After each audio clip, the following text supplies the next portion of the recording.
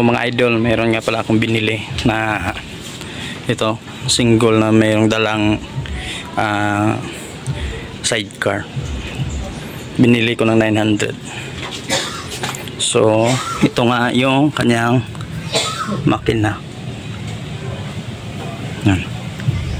Iwan ko kung anong klaseng motor to, sa Rose ba to or sa ano.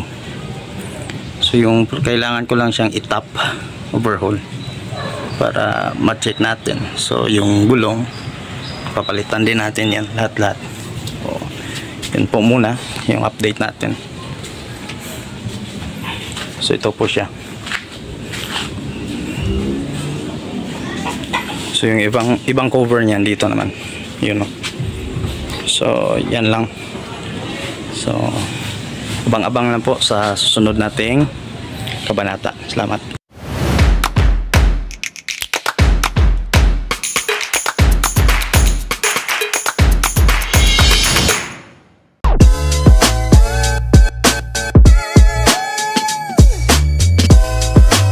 So ito po yung motor mga idol, D-Mac ba to yung tawag o pagbasa nito. Iwan ko ba kung sa Rossi ba to or sa Motopush, Motorstar or whatsoever na brand, no? So hindi ko talaga alam kung sa ano po ito. So paki-suggest na lang po.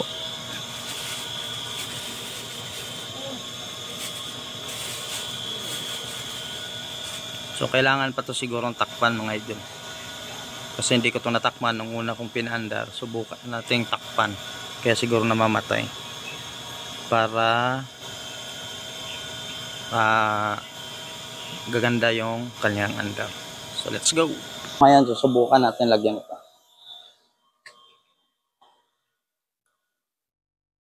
Baka ito lang yung isa sa mga dahilan kung bakit ayaw niyang umandar.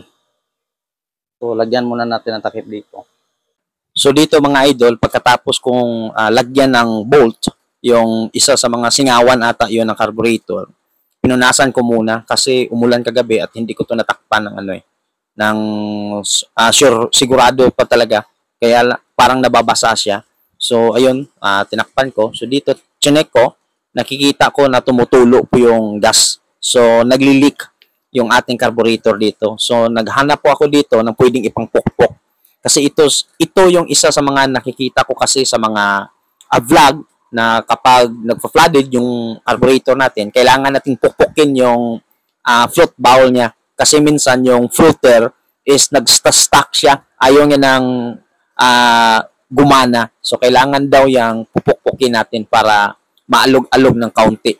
So yun yung isa sa mga ginagawa natin.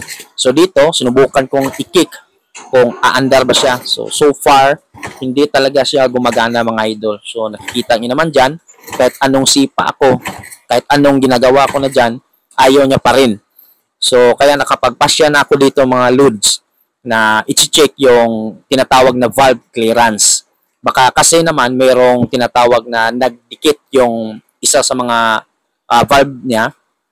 So dito, sinusure ko muna na magta-top date tayo. So kailangan natin yan kapag tayo ay tumitingin ng ating valve clearance para hindi tayo balian ng valvula pag nagkamali tayo ng timing at yung ginawa natin is nag-valve clearance tayo agad. So pwede tayong mabalian ng valvula. So ito po yung isa sa mga ginagawa natin na natutunan ko, no, sa mga napupunood ko at sa mga mekaniko na kaibigan ko. So dito, check ko yung clearance kung okay ba. So makita niyo pinupunasan ko muna kasi medyo madumi ata. So dito, try ko nang hinanap yung yung top dead. So para hindi tayo magkamali. So kailangan nating alugin 'yan. Pag hindi pa natin 'yan kayang alugin, so meaning hindi pa yan nakatap. So yung isa sa mga kailangan gawin natin diyan mga idol, lalong-lalo sa mga baguhan isa din po ito sa mga tuturo ko sa inyo.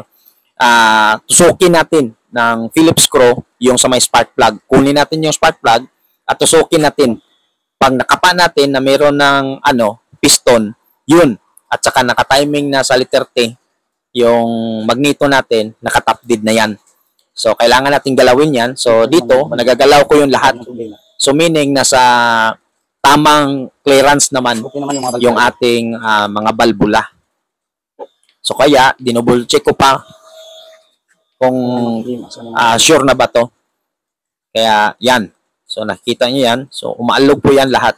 So wala pong nagkadikit dyan na balbula at saka rocker arm. So dito napagpasyahan ko na ibalik na lang natin yung yung mga cover niya para makapag start naman tayong muli sa ating gagawin na pagpapaandar niya. So dito yung makikita nyo, binabalik ko na siya dito mga idol. So isa din po mga idol sa mga hiling ko sa inyo, sa mga nakakapanood nitong aking mga vlog, kahit walang kakwenta-kwenta minsan. So pak-like naman, pa-subscribe naman mga idol, at saka pa-comment naman. So turuan nyo din ako, lalo na sa mga mekaniko dyan na nakatingin or nakapanood ng ating video, kung ano yung mga pwedeng gawin natin kapag tayo ay nakaharap or naka-encounter ng ganitong mga tinatawag na trouble ng ating motor. Kasi yung motor natin na binili natin to ng 900 pesos only. So, I don't know kung 110 to or 100. Hindi ko kasi nakikita yung papers nito eh. At saka, pagbili ko nito mga idol, ayaw makik. Kung sa Bisaya, pahingungot ng piston ba? Sa iyang block. So, tinatry ko lang talaga na sipain kasi yung yung piston niya is nag-stuck. So, sa awa ng Diyos, nasipa ko rin siya, no? So, yun yung isa sa mga nakapagbigay ng ginhawa sa akin. So, kaya hindi ito talaga umaandar. So, kaya dito, ginagawa ko yung abot ng aking makakaya na mga basic na troubleshooting kung paano papaganahin at paano natin bibigyan ng kulay ang ating motor, kumbaga, kung paano siya gagana, kung paano siya aandar muli. So dito binalik ko na po. So kung ano ba yung mga dapat ibalik natin dito. So para magiging sure na po yung ating galawan. So dito chinek nyo na lang po kung totoo po bang or kung meron po bang apoy or current or kuryente na tinatawag yung ating spark plug. So kasi para ma-sure natin, baka sipa lang tayo ng sipa pero wala naman palang kuryente. Let's try yung again. ating ignition, from ignition to spark plug. So dito try naman nating muli na sipain siya kung meron na ba talagang lumalabas na kuryente. So far so bad kasi kahit anong gawin ko, pinatulo ko na yung gasolina. Subukan natin to na carb. Medyo malaki lang to. Kasi yung nabili ko is pang 10X.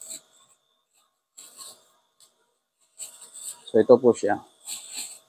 So may kalakihan lang po talaga. Pero try lang po natin kung gagana ba siya. So abangan nyo ako mga lods. Let's go. So dito mga idol, nagpe-feeling naman ako dito na mekaniko. Yun. So tatanggalin ko dito yung yung unang kinabit natin na carburetor na yung sa kanya talaga. So kasi ipapalit natin yung bagong nabili natin na nagkamali tayong bumili. Yung motor natin is 100 or 110 I think or 125 pero yung carburetor natin is pang TMX. So, naka 26 mm siya. So, subukan ko lang naman kung gagana siya. Kung baga, baka ang may sira dito yung karburador natin. So, sinubukan ko dito na tanggalin muna itong isa. So, alam nyo naman, napakagaling natin na mekaniko. Kita nyo naman sa mga galawan dyan, mga idol. Yung mga idol.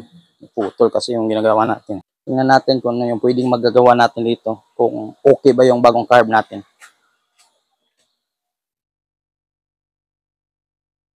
Actually, kulang talaga yung hose natin.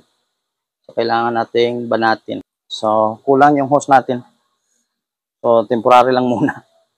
Subukan natin.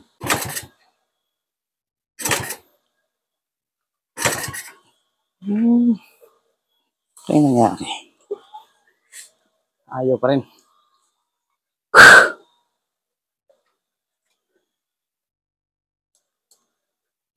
So baka meron kayong mga masuggest dyan mga idol kung dapat natin gawin para umandar siya. Kasi ayaw pa talaga. Pero last try, tingnan na muna natin yung spark plug, baka masira.